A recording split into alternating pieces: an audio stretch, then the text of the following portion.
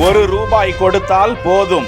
இன்று பள்ளிக்கு செல்லக்கூடிய 93 அரசு பள்ளி மாணவர்களுக்கு முடித்திருத்தம் செய்த நபருக்கு குவியும் பாராட்டு. என்னால் புத்தகம் பெண் எழுதி வாங்கி தர முடியவில்லை. அதனால் சிறுவர்களுக்கு ரூபாய்க்கு கட்டிங் நான் செய்கிறேன்.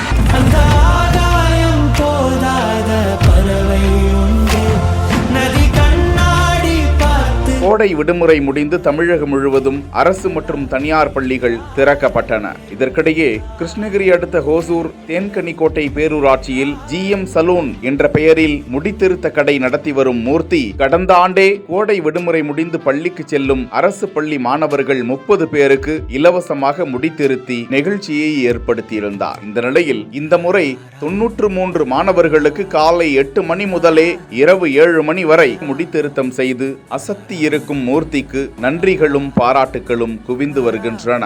இதனை பார்க்கும் வலைதளவாசிகள் விட்டா இவரு சாதனை முயற்சியே செய்வாரு என்ற வகையில் கருத்துக்கள் பதிவிடப்பட்டு வருகின்றன.